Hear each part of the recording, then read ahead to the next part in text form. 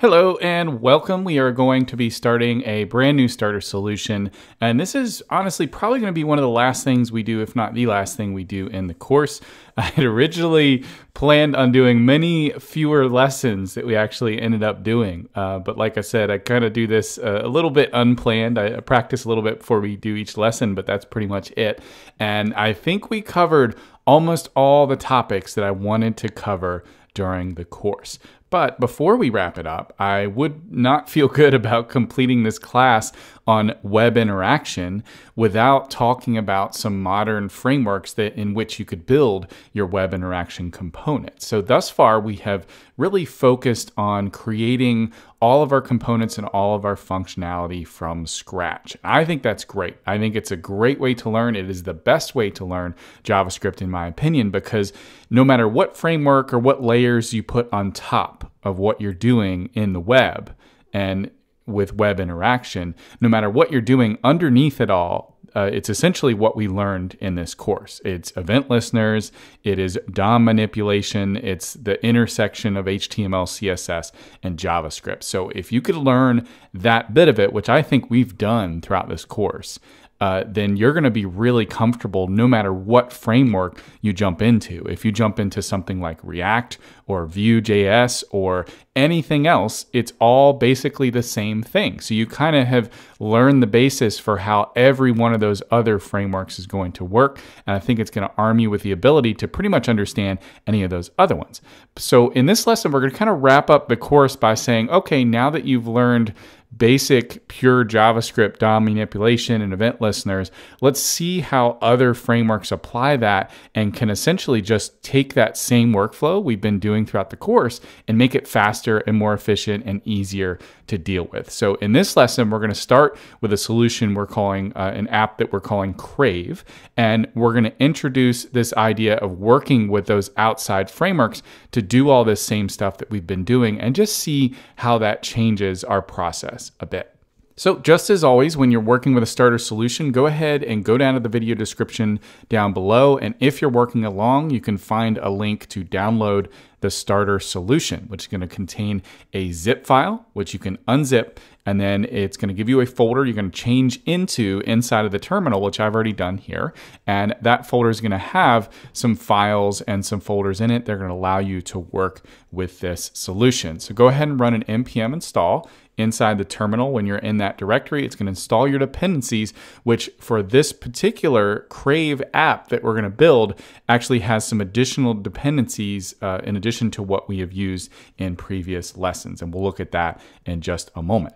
Well, let's go ahead and open this up in Visual Studio Code so we can take a look, and simultaneously we'll run an npm, just a little shortcut here. Probably could have introduced you to this much more previous in one of the older lessons, but you don't actually have to run npm run start. You can just do npm start as a little bit of a shortcut there. And that's going to launch your default web browser, and it's going to show you the app that we have built, which as you can see is just a blank page.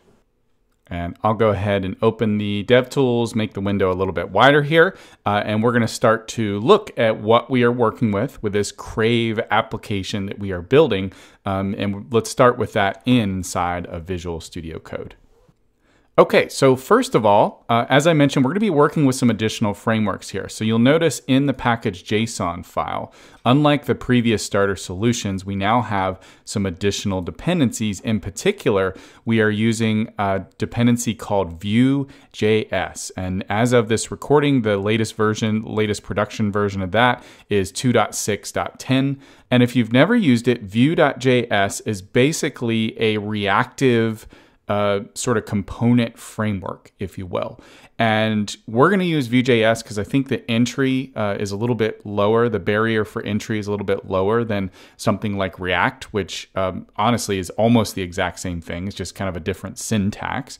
But I think with Vue.js, the barrier for entry, like I said, is a little bit lower. So I think it's a little bit easier to teach. So I'll introduce you to this idea of using a component framework, using Vue.js. But honestly, I use both of them. I use React. I use Vue.js. I think they're both awesome. They both have a lot of the same core concepts. So what you learn here can pretty easily be applied to something like React if you were to switch to that framework as well. Some people are like, oh, I love React, I hate Vue, and vice versa. Honestly, I like them both. I think they're both awesome. They both have situations where they fit better, and I think there's no reason you should specialize in just one. I think you should definitely take the time to explore both. There's a lot of great learning resources on both of these frameworks. But what we'll do, first of all, is let me just show you, if we go to Vue.js.org, you can find the documentation, some getting started guides that tell you how to do this.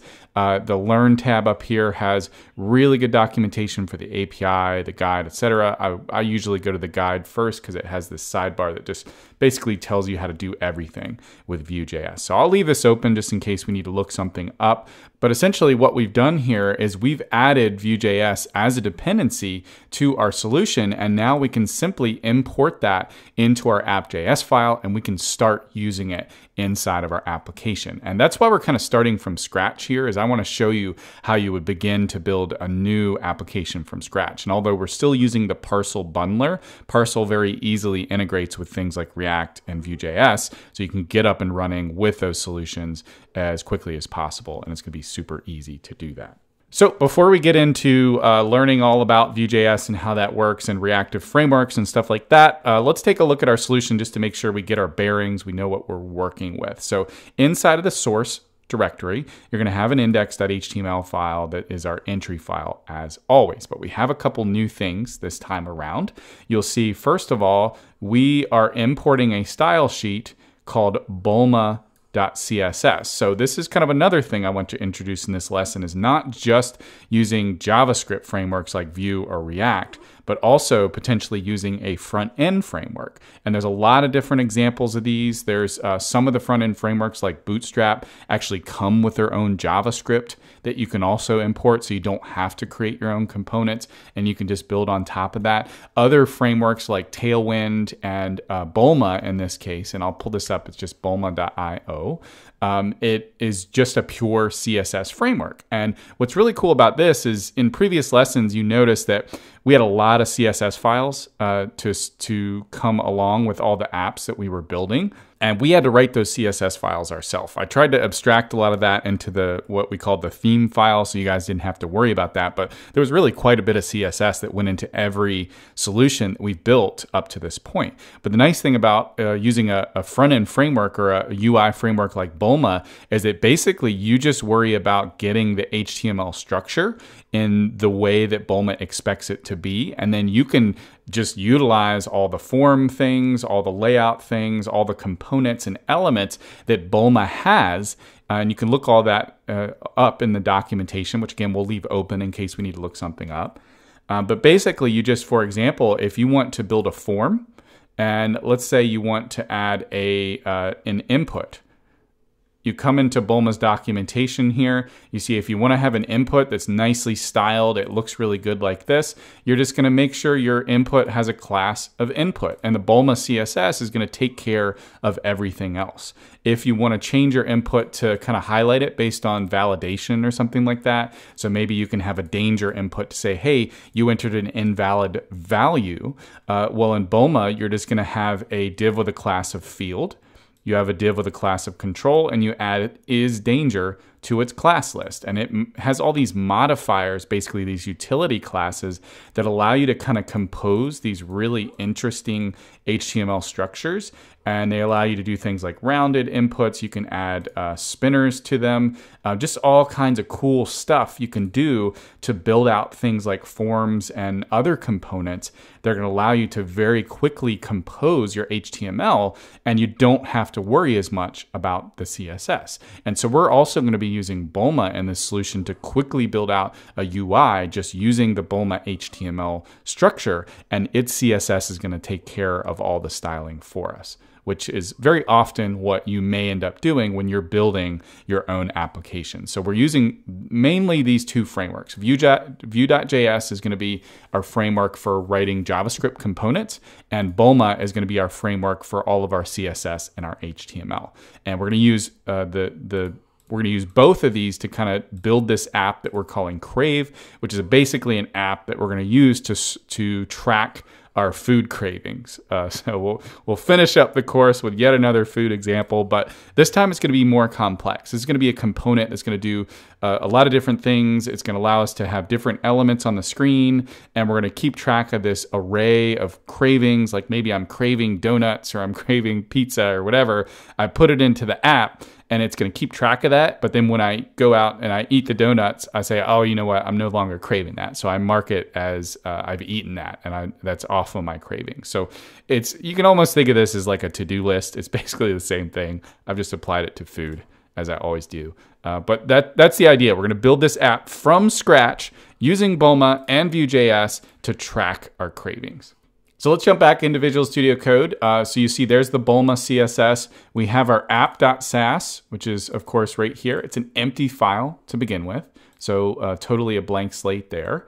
And then we have Font Awesome. I've already dropped in the Font Awesome style sheet reference here. So just as always, we can open up the Font Awesome website, and we'll be able to directly drop in the icons, any of the free icons from the Font Awesome library that are available right here. And then inside of our HTML, you'll notice the HTML is super simple. And this is typical of a Vue.js application. You may have, like in this case, we're building kind of almost like a full page app. So like just the Vue.js application itself will be the whole page. So that's why we have a blank slate to get started with, is we're essentially going to take Vue.js and we're going to mount a component into this div with an ID of app. And then our Vue.js application is going to take care of building out the UI for us. And I'll show you how that works in just a moment. But basically, it's all going to happen in this app.js file, which you will see, just like our Sass file, is an empty file to begin with. So really, really basic starting point to get us started. We have imported Vue.js framework. We've imported Bulma and Font Awesome, and we're going to use the combination of all these frameworks to very quickly build out this Crave app that we want to build. Okay, so first thing is first, what we want to do is we want to implement our very first Vue.js component. And so this is really easy to do. Once you have marked Vue.js as a dependency in your package JSON, so that if you're on another project where maybe you didn't start from a starter solution, you would just do, just like they show on the guide, they have installation. You literally just do like a npm install Vue. And then you're going to save that as a dependency. It's going to give you Vue as a dependency, an npm dependency on your solution. And then once you have that, you're basically in any JS file where you need to use Vue, you're going to import Vue from Vue, like so. And once you've imported Vue from that npm dependency, basically from here, Vue is all about creating components. And it's the same thing if you're working in React. Everything is a component. So what we're actually going to do is we're going to create what's called a Vue component file. And our solution has already been configured to do that. You'll notice in package JSON, we have this Vue template compiler. So there's like this thing called a Vue template file or whatever. You don't have to worry about that in the solution. You can read all about that, about Vue files and all that good stuff on Vue.js documentation. But for now, we've already set up our project to do that. So you guys really don't have to worry about it. All you really have to do is if you want to work with a Vue file, we're going to create a new .vue file, and we can create our components right in that file. And it's going to be really easy for us to get up and running and get started. Now, before you do that, you may want to install with the extensions. There is a, what is it called? Vueter. There's a weird named extension. I forget the name of it. Vtor. Yeah. So go ahead and install this extension in Visual Studio Code. You'll probably get prompted to install it the first time you open a Vue file anyway. It's a really popular plugin. It's got almost 16 million installs. But basically, it's going to give you all this stuff for working with Vue files that you will absolutely want to have. So go ahead and install that from the Visual Studio Code extension marketplace. Again, it's called Vtor. I'll post a link to that in the video description. And that's going to give you lots of tooling things. And as well, you may want to install the ESLint plugin Vue. And it's literally as simple as doing an npm install on this npm package, ESLint plugin Vue, which is optional. But if you're using ESLint and you want to also get linting inside of a .vue file, you will need this plugin as well. And once you have all that stuff set up, then we can do a very cool thing inside of our solution here. In the JS folder, I can right click and hit new file, and we can create a component. So let's create app.vue, and you'll see it's a .vue file. This is a Vue component file where all of the stuff that goes with this component is going to be contained in this single file. And so you can imagine in our previous examples, we could have like a sortable.vue and a slider.vue and a toggle.vue or a dropdown.vue. And each one of those components, the JavaScript and the HTML is contained in a single file, which is pretty cool. That's why I really like this pattern of working with a .vue file, because you don't have to constantly switch back and forth between like an HTML file where all of your HTML is and then a JavaScript file where all your JavaScript is. Everything's contained in a single file when you're working with a .vue file, which is really nice. You can even optionally add your CSS into this thing. So if there's any CSS that has to do with this component, you could also have that in this single Vue file, and it'll compile it all down and put it into your app for you, which is really cool. But what we're actually going to do in this case is we're going to set up our HTML and our script for this component that we're calling app. So we're actually going to create what you can consider like a top level component, a root component for our Vue application.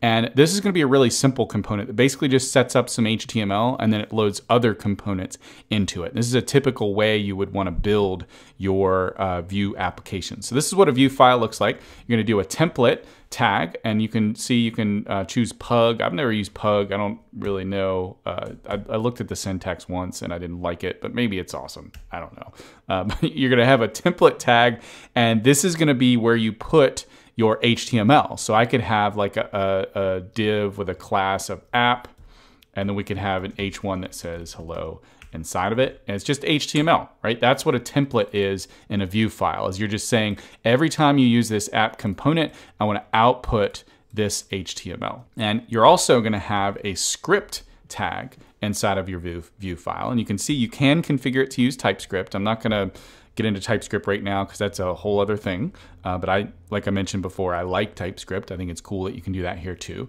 But we'll just use pure JavaScript, and you'll see it auto fills out this export default. And basically this is exporting an object that contains all of the configuration, all of the methods, all of the state data, all the stuff that goes along with your Vue component.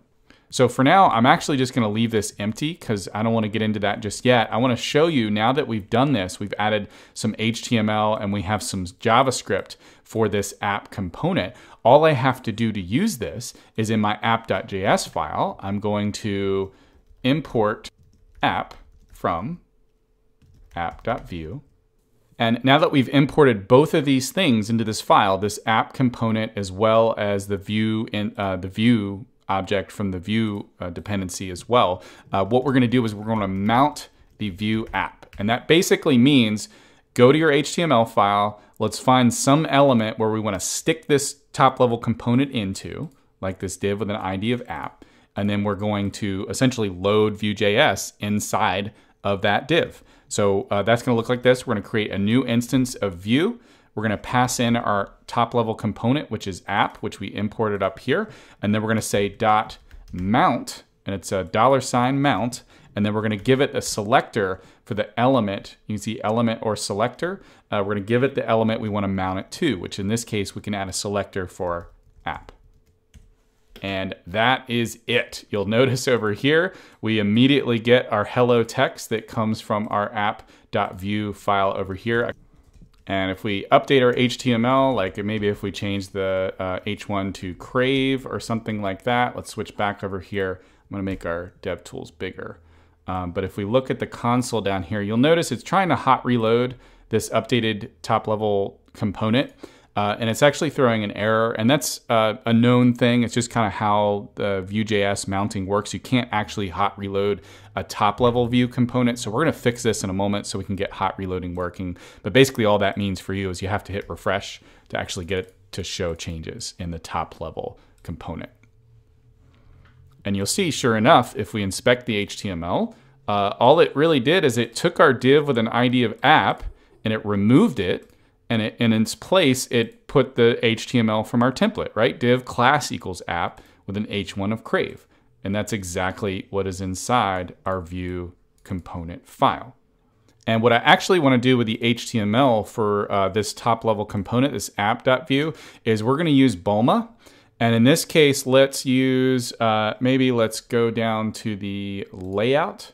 And we're going to use kind of a combination of a couple of these things. But I want to use, first of all, a section, which you can see a section is basically just like a main division of the body. So I want to use that first of all. And you see it just section with a class of section. It doesn't have to be a section, actually. But then I also want to use a container that's going to kind of give us a margin on the left and the right. And you can read all about this on Bulma. They have lots of examples you can look through. But essentially, the way it works is, let's just take all this out, and I'll do a section with a class of app and section, like so. We'll have a div with a class of container, and that's going to give us our margin. And then we can have an h1 with a class of title. It's going to say crave, like so. If I come back here and refresh, you'll see now it's starting to get a little more padding around our app. It's getting a little more styled. It is going to, Bulma is responsive by nature. So you'll see at larger viewport ports, I get a little bit of a left and a right margin. We get a centered area, but at smaller viewports, it's going to kind of take up the full width, which is going to look nice. And then I also want to, we can use Bulma's layout columns. So that's actually under documentation. You'll see columns there, and they have these really nice flexbox columns. So you can see the HTML structure is super simple for this, but they have columns, div class equals column. You can set different sizes to it. So just a grid system like you would normally expect from any front-end framework, very similar to what they use in things like Bootstrap and other frameworks. So what I actually want to do is maybe when our window or viewport gets large enough, I kind of want to have a column that's just in the middle of the page here. So maybe we can surround this H1 with a couple other divs. So maybe we'll do div.columns. And then inside of that, we'll do div.column. There's a whole bunch of utility classes you could use from Bulma. And just because I've used it before, I know a lot of these. But for example, if I want to say when you're at a tablet size screen is half tablet.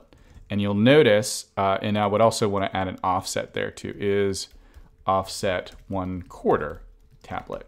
And you'll notice what happens when I do that. If we move the H1 up here, and save this, when we refresh, you'll see it. We kind of have a smaller app section here. So if we inspect this, you'll see the columns spread the full width of the container, but the column itself has a left margin and it's only set to a certain width. But again, because we specified the dash tablet on the end of that class name, when we go down to a smaller screen, it's taking up the full width again. So we kind of have different viewports based on a responsive nature of our app. They're going to adjust the column size. And if you've never used a CSS grid system before, this is kind of what you would expect from a CSS grid system, to have this responsive way to set the layout and the size and the appearance of all your stuff. And it's all just class composition. So you have all these utility classes like is half, is 1/3, is quarter. And that allows you to kind of compose these big class names in your HTML elements, but I didn't have to write any CSS. That's the advantage of this approach of using a UI framework like Bulma, is that I don't have to mess with the CSS. Our CSS file is still empty, right? Because all we're doing is just using all these utility classes to sort of compose a style on a single HTML element. And I could furthermore add, if I wanted to get even smaller when we get to a larger size, I could add is 1/3 desktop. And I could add is offset 1/3 desktop. So when we get up to desktop sizes, these classes are kind of override the tablet classes here. So you'll see that if we refresh. I'll have to make sure we go up to a large enough size. But you'll see on desktop, we get this size right here. You'll see it setting margin left 33%, width 33%. But if we go down to more of a tablet size, now we're getting margin left 25%, width 50%, because is half tablet. and this is more of a tablet viewport size here. So lots of different ways you could mess around with this, but I think that's going to be a very basic starter. This could be our HTML for our overall app. Just kind of want to have an area in the middle where the app actually appears. But what you're typically going to have in something like React or Vue is you're going to have many different components. So for example, in this case, we want to create this app where we can kind of have a list of cravings. So maybe we can create a new Vue file called cravings.vue. And in this file, we're going to do sort of the same thing. We'll do a template with HTML. This will have a div with a class of cravings. And you do have to have a single parent inside of your template. I can't come down here and say footer.footer. You'll see the linter is yelling at me because the template root requires exactly one element. So you can only have one parent element. You can't have like multiple elements. You would have to surround everything in one div and then have multiple children inside that. So just a quick note about that in Vue components. And it's actually the same thing in React. You do need to have a single root component. But in here, we can just say, for example, cravings app appears here in a paragraph or something. So we created this component. This is going to be really simple, just some HTML for now. But now that we've created another component inside of app in the script tag, we can import cravings from cravings.vue. And then in our export default, we'll actually add what's called a components reference to our app configuration. So what you're going to do is when you have another component inside of Vue, you can set components, which is an object that basically contains all the different components that you could potentially have in your HTML up here. So for example, now that we've imported cravings, I'm going to put cravings there. And now we've specified cravings as a component we can use inside of our app component. And now I can come up here and put a cravings HTML element. And that will actually insert this cravings component into this area of the app component. So it's a component within a component, if you will. But what's nice is now the hot reloading is actually going to work. So you'll notice over here, now that I've done that, when we come in here and we update cravings and I say new paragraph, child components hot reloading works just fine. So as soon as I hit save, you'll see it shows up over here. So that's working great. Now, all of this is very exciting, I'm sure, but all we've really done at this point is put in some HTML. We haven't done anything fancy. We're just basically just, embedding HTML, and we have child HTML components that are being inserted. But that's not why you would use Vue or React. If you're going to use a reactive framework, it's because you want to have this idea of components that have state, they have methods on them, they have all sorts of stuff that is just like the pure JavaScript components we created in previous lessons. So especially with our slider that we created in the previous exercise, the idea of the slider is that you have this class that we're exporting, and that class has methods on it that are methods like this.navigate, and then you're navigating forward or backward, and then it has method on it like set state. So you have this idea of a state object that says this is the current index of the slider, and then this is our our sliding or our swiping offset or a swiping distance, whatever we called that. And you had all those properties on the state object that kind of define what that component looks like. And in Vue.js and also in React, in these reactive frameworks, it's basically the same thing. You have this idea of state, and then you have your HTML up here that is affected by that state. And that's the power of these front-end frameworks, and in my opinion, is that you can create components that are reactive based on their state. And so I'm going to kind of demonstrate what that means, and I'll show you exactly what that looks like inside of this new cravings component that we have just created. So just as an example, we'll come down here, we'll create a script that's going to export that default object. And inside of Vue, whenever you want to represent state, in our previous exercise, we kind of had this init function where we had to say this.state equals. Everything's a lot more streamlined in Vue.js. So if you want to represent your initial state, whenever this component is initialized, you're going to add a data function, a method on this default object that's being exported from this template. And this is going to return an object. So this is the same thing as saying this.state equals, and we have an object here that represents our state. In this case, in the case of Vue, what you do is you have this data that returns the state, the default state, whenever this component is initialized. So for example, I could have a property on state that says, I don't know, maybe like your name, and that's a string of Kyle. And then once you set this, let me add a comma down here to get our linter to be happy. Once you set this, cravings.view now has a state property of your name. So I could say up here, your name is, and then in a strong tag, we can put, and then you kind of use this curly bracket style to output state, but I can put your name right there, /strong, /paragraph. And then as soon as I save, you can see it says your name is Kyle. So I'm taking our state property down here and I'm actually outputting it using these double curly brackets. I'm outputting it in our template.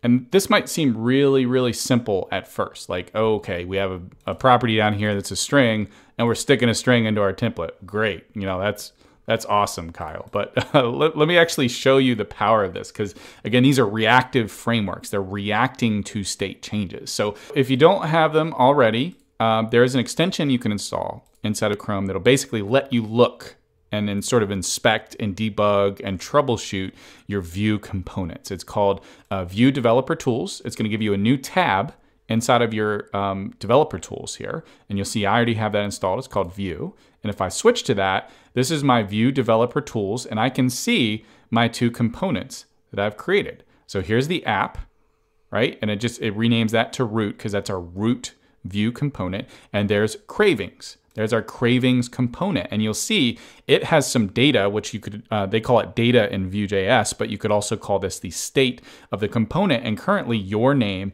is set to Kyle. And what's really interesting about these reactive frameworks is that you don't have to worry about, you know, going to the inner HTML of this strong HTML element and updating that in JavaScript. Every time this your name property of our state changes, our component will automatically update that in the HTML. So for example, I can come in here and say my name is Sally, and I hit enter, and you'll see the HTML was updated. Just by a state change down here, the HTML was automatically updated. And that's kind of like mind-blowing. It's like, whoa, wait a second, I didn't have to do any DOM manipulation?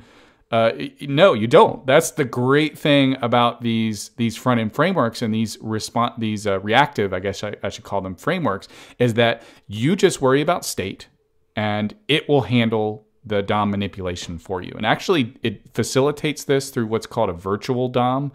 So behind the scenes, this is very, very fast because what it does, it like builds out a whole virtual DOM of your component. And it's only going to do actual DOM manipulation when something has actually changed. It's very easy when you're writing a pure JavaScript component to have very badly performing changes because you're updating the DOM so often, and maybe sometimes you're updating the DOM when you don't need to, and that's going to slow your application way down. And the great thing about using Vue.js or any other reactive framework is that because they use that idea of a virtual DOM, it's only going to update the DOM as often as it needs to update, only when something actually changes. So if I come in and I change this to Sally and I hit save, because there was no change in the virtual DOM, it knows that, and it didn't try to go and reset the inner HTML of this strong tag. It's only going to do that when it actually detects a change. And that's going to make your application so much faster because of this reactivity where you're saying when the state changes, then show this. It's going to make it so much faster because it's using that virtual DOM to sort of compare states and compare changes and only making updates when it needs to. Okay, so I know this is crazy. I know you might not fully understand how this works just yet, and that's okay. It takes a while to wrap your head around using a reactive framework. So let me show you another example of how you might do this. And in this case, we'll do actually an event listener. So what we're going to do is we're going to come down up below here. We're going to say button.button.is primary.is outlined. So we're going to create a button. And we're going to add a button here that says change name, right? So all we did is I hit save, it reloaded it. It says a button down here that says change name. That's it. So what we can actually do in a Vue component is I can say at click equals. So this is the same thing as adding an event listener to something in our JavaScript components that we built previously. And what I'm going to do here is I'm going to add an event listener that's basically going to do something. So for example, I can maybe say your name equals Sally. And this is a JavaScript expression, right? So when you click on this button, then set your name to Sally. That's all it's going to do. It's going to set the data property or the state property of your name to a new value. And you'll see up here when I click on change name, boom, it's going to update that. And if you actually look at your cravings in the Vue Dev Tools, you'll see if we refresh here, I can see your name is Kyle. As soon as I click on change name, it's updating the state. And that's all we did. In the code, all we did is update state. We just updated this data property, this your name that's in our state. And we didn't have to say, now go to all the places in the HTML where we're using your name and go update those. I don't have to say like div.cravings.querySelector paragraph, then querySelector strong, and then update the inner HTML. It's doing all that for us, which is amazing. That eliminates so much work. Basically, all that stuff that we learned throughout the course with traversal and query selectors and all that stuff, you essentially don't have to do that inside of these responsive and these reactive frameworks because it does all that stuff for you, which is so awesome.